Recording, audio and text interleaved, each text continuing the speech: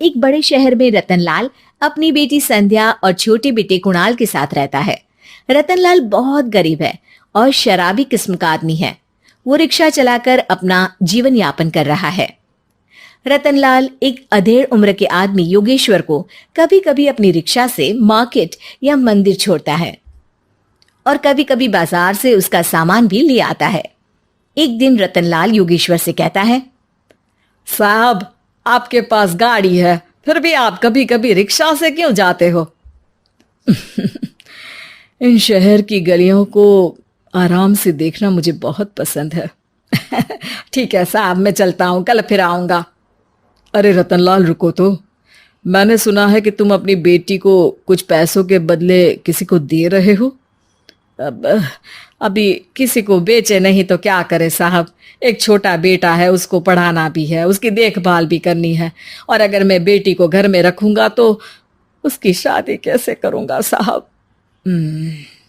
तुमको कितने पैसे मिल रहे हैं? अब 50,000 साहब। देखो, मैं तुमको पूरे 20 लाख रुपए देता हूँ। तुम अपनी बेटी संध्या को मुझे दे दो। हैं? अब 20 लाख? धन्यवाद साहब, धन्यवाद। मैं कल ही उसे आपके पास छोड़ जाऊंगा साहब। अगले दिन रतनलाल संध्या को हमेशा के लिए योगेश्वर के यहाँ छोड़ आता है और बदले में 20 लाख रुपए लेकर घर आ जाता है। रतनलाल जिंदगी में पहली बार इतने पैसे पाकर बौखला गया। उसने एक अच्छा घर लिया। कुणाल, अब हमें कोई चिंता नहीं है, तो अब अच्छे से पढ़, खूब मन लगाकर पढ़ाई करना। पापा, मुझे पढ़ाई करना अच्छा नहीं लगता। अरे तूने अगर ज्यादा बकवास की ना तो बहुत मारूंगा। कल से तू अच्छे स्कूल में जाएगा तो जाएगा, हाँ बस। कुणाल का एडमिशन एक अच्छे स्कूल में हो जाता है, लेकिन आए दिन स्कूल से शिकायत आती ही रहती है। 10 साल बाद एक दिन प्रिंसिपल मैडम रतनलाल को स्कूल में बुलाती है। रतनलाल, आपका बेटा कुणाल बहुत आवारा हो गया है और ये बिल्कुल भी पढ़ाई नहीं करता है, बल्कि उसका दिमाग गलत कामों में जा रहा है। अब मैं उससे बात करूंगा मैडम। ठीक है, आज ये आखिरी मौका है, अगली बार तो मैं उसे स्कूल से ही बाहर निकाल दूंगी। 5 साल बाद कुणाल एक दिन एक लड़की को शादी करके घर ले आता है। पिताजी, ये मेरी पत्नी है स्वीटी। तुमने शादी कर ली? हाँ, शादी कर ली मैंने, दिखाई नहीं दे रहा? और अब से आप फिर से कमाना शुरू कर दो, बहुत बैठ कर खा लिया। कुणाल, तुम इस बुड्ढे को घर में क्यों रख रहे हो? देखो ना, ये शराब पीता है, इसे घर से बाहर निकाल फेंको। अरे स्वीटी, ये मेरे पापा है, कैसे बाहर निकाल दूं? और वैसे भी घर में कोई तो चाहिए ना काम करने वाला, नौकर समझ कर रख लो। इस बुड्ढी को तो घर से बाहर निकाल कर ही रहूंगी मैं कब तक इसके लिए खाना बनाऊंगी? स्वीटी एक दिन घर के बाहर पार्क में अपनी दोस्तों के साथ बैठी होती है। तभी वो रतनलाल को बुलाती है। पिताजी, मेरे कमरे में मैं अपना फोन छोड़ आई हूँ, जरा ला कर तो देना। हाँ जरूर, अभी लेकर आता हूँ। रतनलाल फोन लेकर आ जाता है। कुछ समय बाद स्वीटी के फ्रेंड्स भी चले जाते हैं। स्वीटी अंदर आकर शोर मचाती है। चोर चोर! कहाँ है चोर? मुझे तो यहाँ कुछ नहीं दिख रहा। अरे ये अलमारी खुली पड़ी है, जरूर किसी चोर ने ही खोली होगी। अरे कौन आया था यहाँ? यहाँ तो पिताजी आए थे बस। अरे बहू, मैं चोर नहीं हूँ। मुझे तो आप पर अब बिल्कुल भी विश्वास नहीं है पिताजी, क्योंकि जब आप पैसे के लिए दीदी को बेच सकते हो तो आप चोरी भी तो कर ही सकते हो। अरे लेकिन वो सब तो मैंने तेरे भले के लिए किया था ना। मैं तो कहती हूँ कि हमें इनकी कमरे की तलाशी लेनी चाहिए। तुम बिल्कुल सही कह रही हो, चलो। स्वीटी और कुणाल दोनों रतनलाल के कमरे की तलाशी लेते हैं और उन्हें वहां स्वीटी की ज्वेलरी और पैसे मिल जाते हैं। मैं तो पहले ही जानता था कि चोर आप ही हो। निकल जाओ मेरे घर से और दोबारा अपनी शक्ल मत दिखाना। रतनलाल आंखों में आंसू लिए घर से निकल जाता है। स्वीटी मन ही मन सोचती है, आज तो मेरी प्लानिंग सफल हो गई।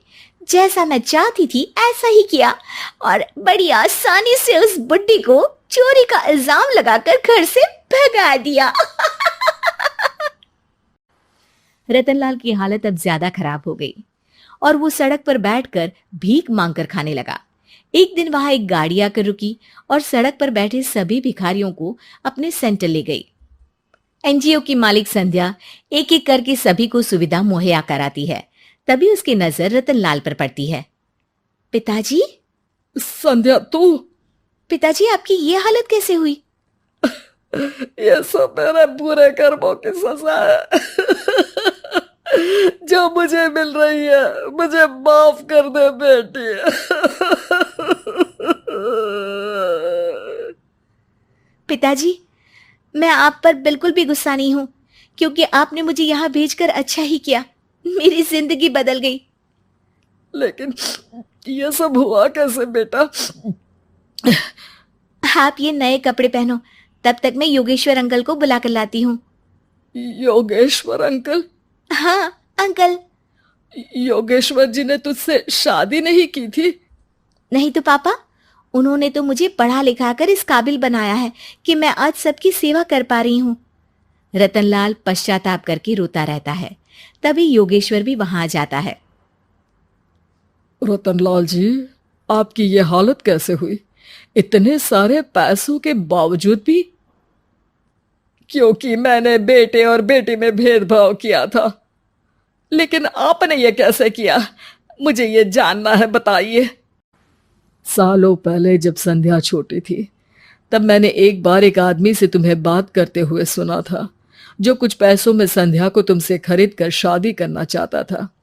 मैं उस समय एनजीओ में बच्चों के लिए ही काम कर रहा था और मैं किसी भी लड़की की जिंदगी खराब होते नहीं देख सकता था। इसलिए मैंने अपने जीवन की कमाई का एक बड़ा हिस्सा तुम्हें दे दिया था। सच में कितना गलत था मैं। मुझे माफ कर दो। अब आप दोनों मेरे साथ घर चलो और आज मैं अपना सच्चा प्रायश्चित करना चाहता हूं। योगेश्वर और संध्या रतनलाल के साथ घर जाते हैं। स्वीटी दरवाजा खोलती है। चोर भिखारी, तो फिर से आ गया? चल भाग यहाँ से बुड्ढे। ये घर तुम्हारे बाप का नहीं, मेरा है। बाहर निकलो यहाँ से। रतनलाल कुणाल और संध्या को घर से बाहर निकाल देता है। योगेश्वर जी, अब ये घर आपका है और अब आप यहाँ एक और एनजीओ खोल सकते हैं। शायद अब ये सच्चा प्रायश्चित है। संध्या अपने पिता के गले लग जाती है।